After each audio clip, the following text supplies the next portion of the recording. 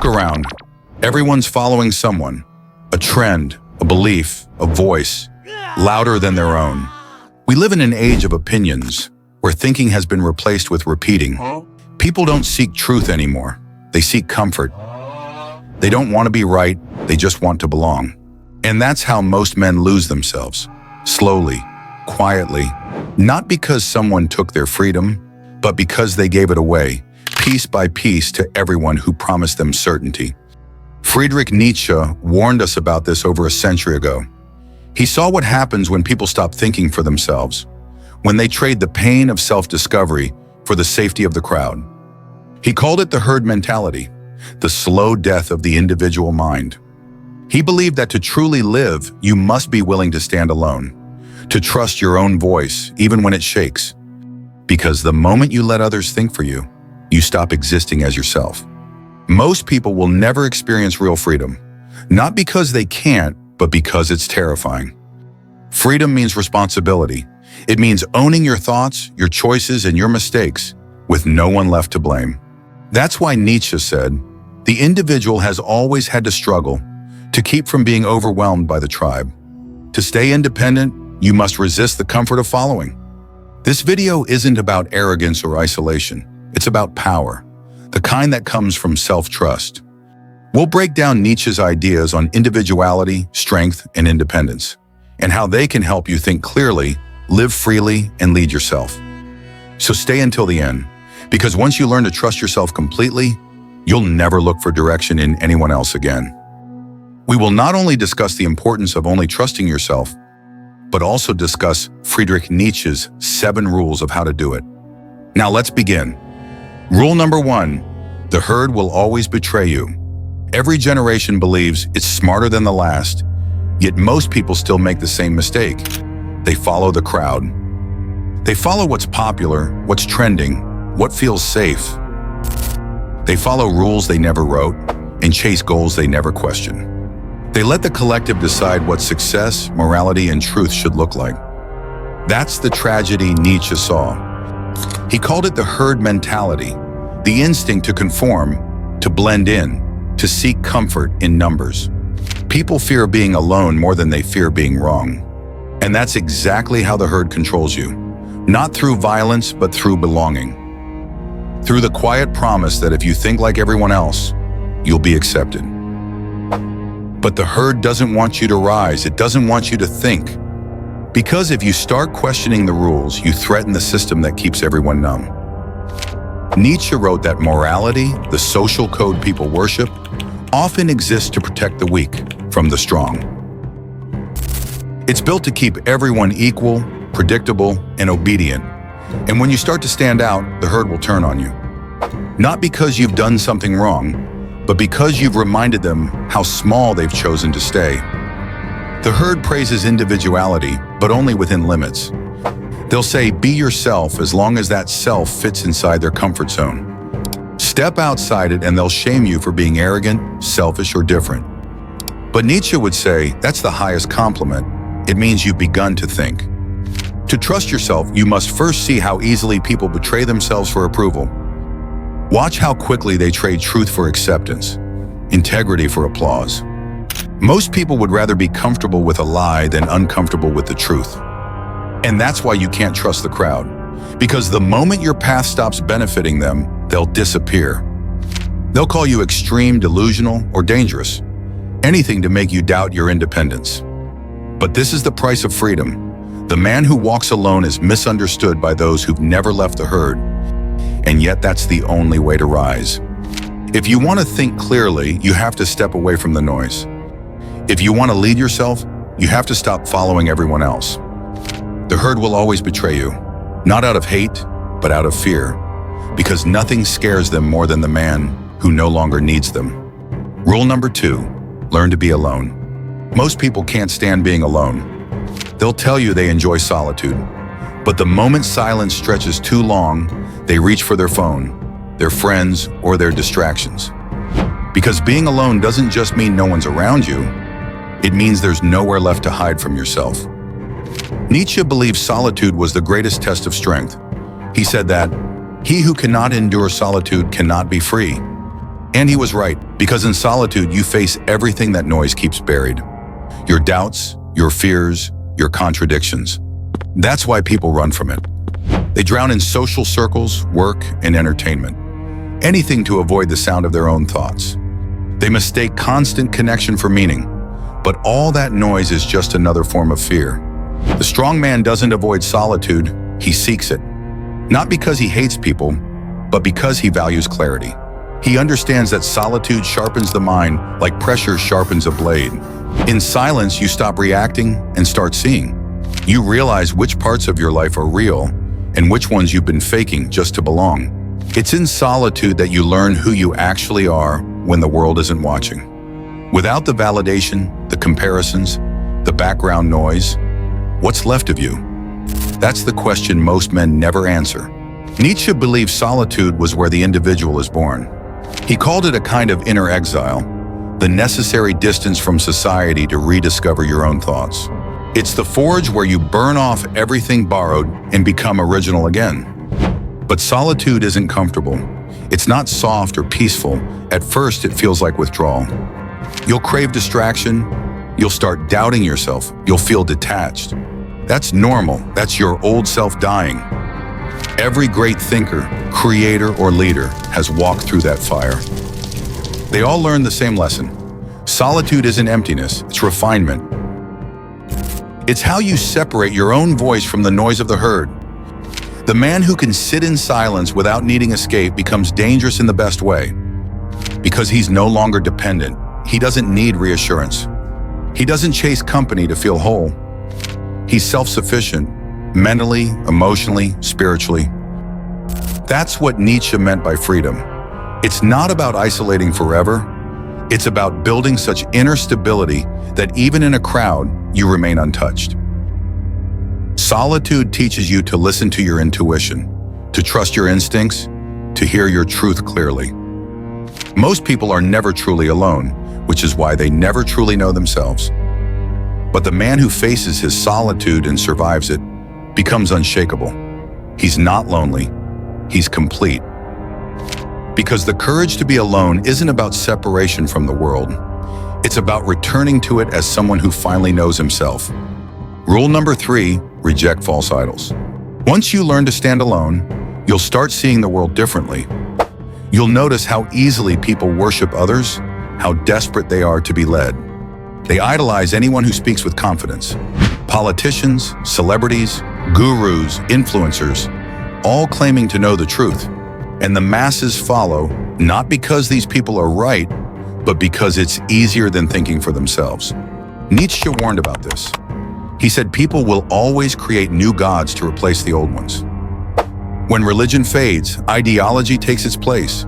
When kings fall, influencers rise. The form changes, but the instinct remains.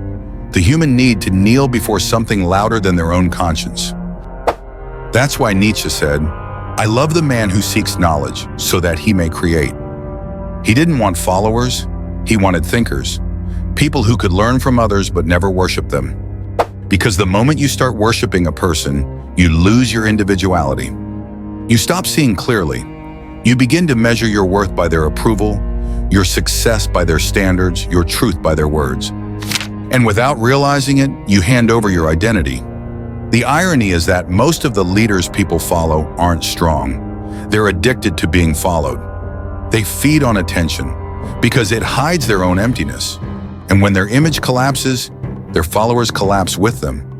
Nietzsche believed that the purpose of a teacher isn't to create more followers, it's to create more teachers, to help others grow beyond them.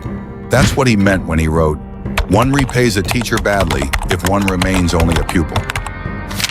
So study everyone, but follow no one.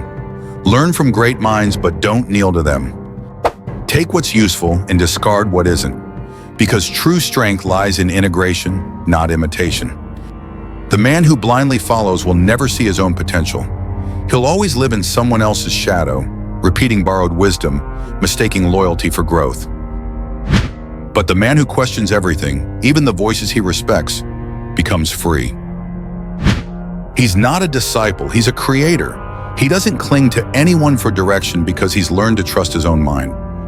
Nietzsche said, Become who you are. That's not advice, it's a challenge. It means becoming your own standard. It means building a philosophy that's yours, not someone else's.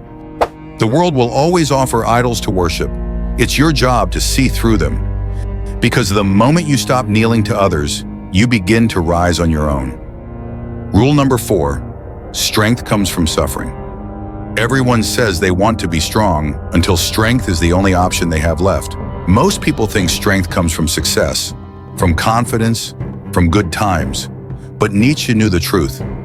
All real strength is born in pain. He wrote, "What does not kill me makes me stronger." But he didn't mean it as a slogan, he meant it as a brutal law of life. Because pain isn't just something to survive, it's something to study. It's the mirror that shows you who you really are when the mask breaks. When everything is easy, you never meet your true self. You live half asleep thinking you're powerful, because nothing has tested you yet. But when life takes what you love, when plans collapse, when people leave, that's when the truth comes out. That's when you find out whether your strength is real or just talk. Nietzsche believed suffering was sacred. He called it the fire that burns away illusion. Without suffering, there is no transformation. You can't build depth without pain. You can't build wisdom without loss.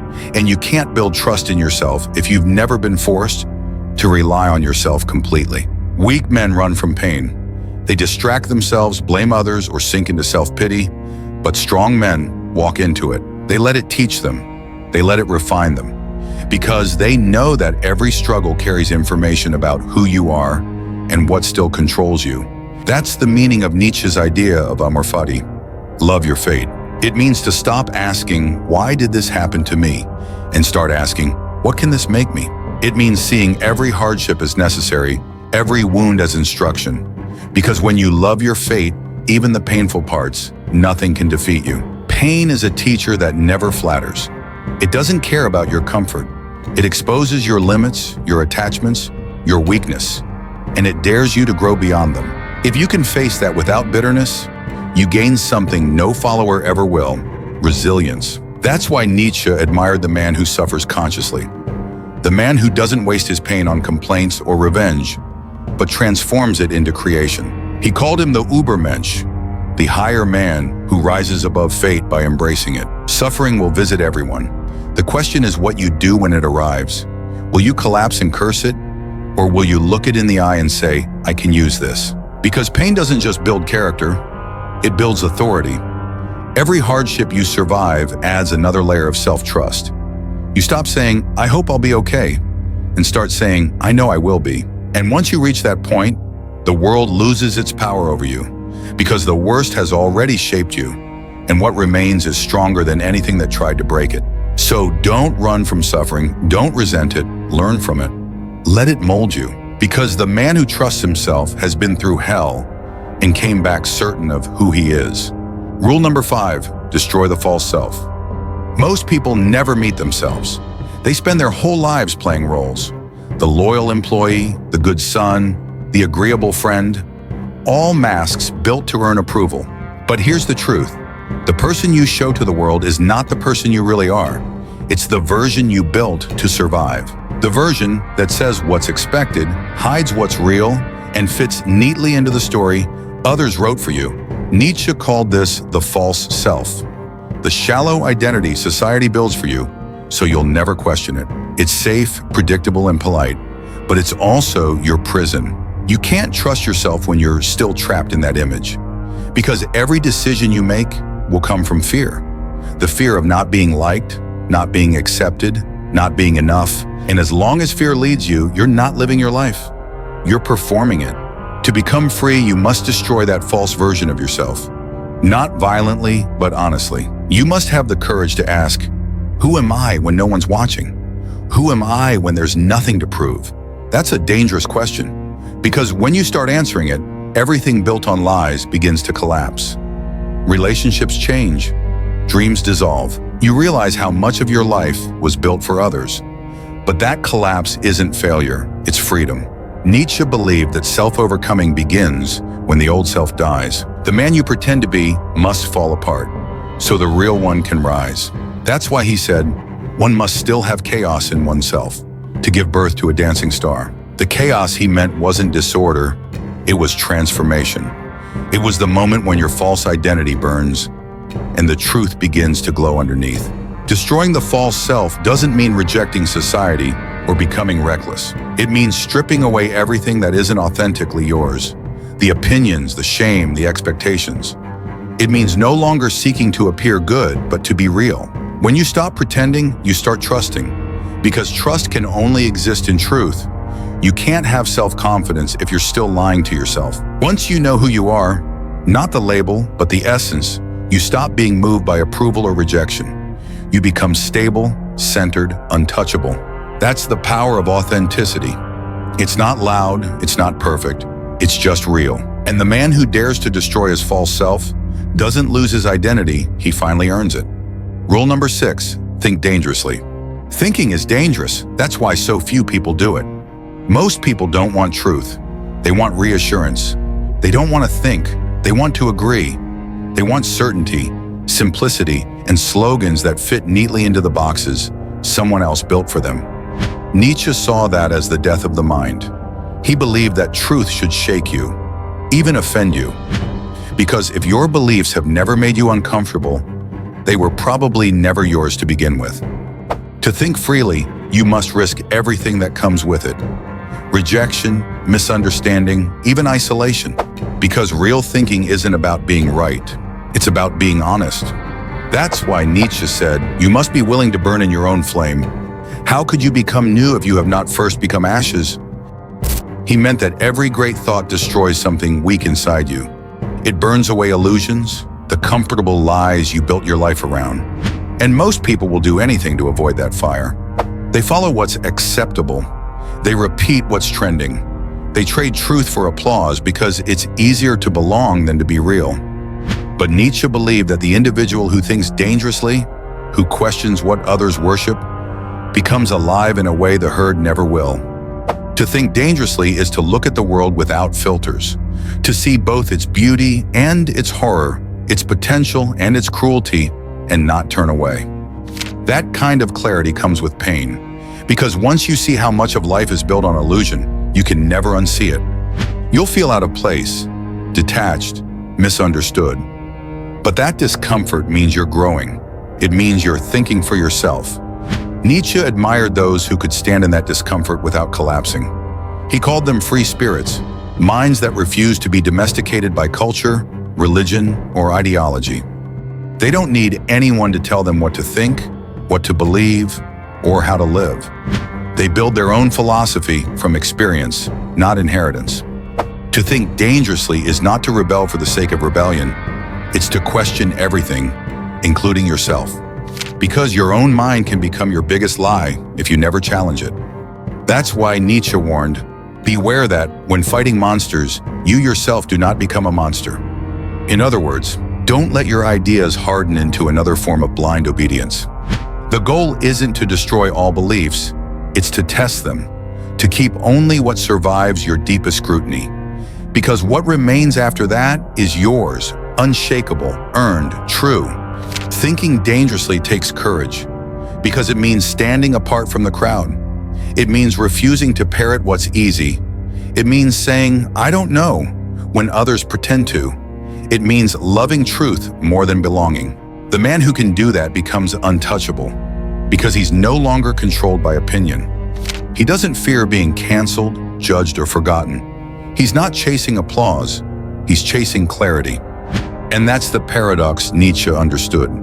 The more dangerously you think, the freer you become. Because the only mind you can truly trust is the one brave enough to burn everything false inside it.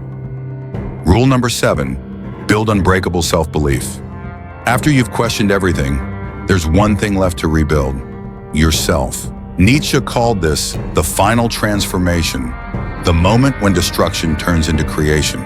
He believed that once a man frees himself from the herd, rejects false idols, and walks through the fire of suffering, he becomes something new, independent, grounded, self-reliant.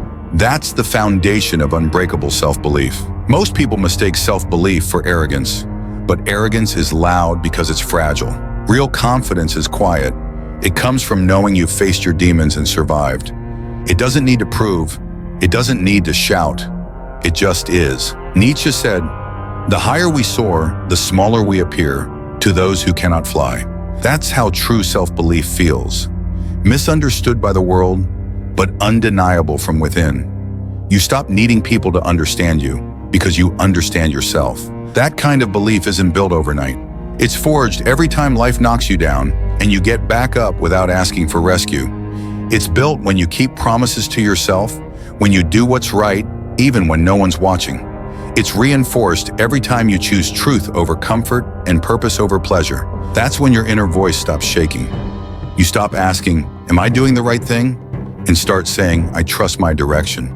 Nietzsche's idea of the Übermensch, the higher man, wasn't about domination or ego. It was about creation. It was the man who gives meaning to his own life instead of waiting for someone else to hand it to him.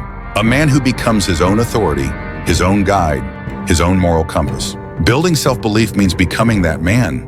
It means taking responsibility for your path, all of it, the victories and the failures, the joy and the suffering. You stop saying, "Life is happening to me," and start saying, "Life is happening through me." That shift changes everything, because when you trust yourself completely, uncertainty stops being terrifying. It becomes freedom. You no longer need control because you've mastered trust in your strength, your judgment, your resilience. And from that place, life opens up. You stop waiting for permission to act. You stop seeking validation. You start moving with quiet authority. Not because you think you know everything, but because you finally know yourself. The man who believes in himself doesn't need approval. He doesn't need followers. He walks his path alone, and because of that, others follow anyway. That's the paradox of real strength. The less you need from the world, the more power you have to shape it. Final advice for you. The world fears the man who thinks for himself because he can't be controlled. He doesn't need permission, praise, or direction. He listens, but he decides. He respects others, but he follows no one. That's the kind of man Nietzsche admired. Not the arrogant, not the loud, but the independent. The one who's walked through pain and found meaning instead of bitterness. The one who stood in silence and faced his own mind without running. The one who's destroyed the false self and built something real in its place. Society will tell you to belong, to agree, to play safe. But Nietzsche's truth is sharper. You were not born to conform. You were born to create.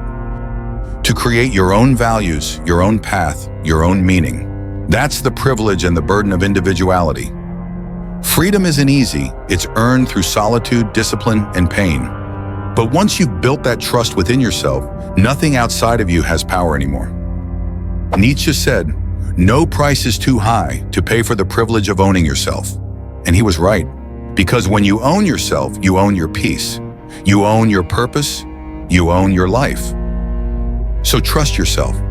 Follow no one. Because in a world full of followers, the man who dares to think alone is already free.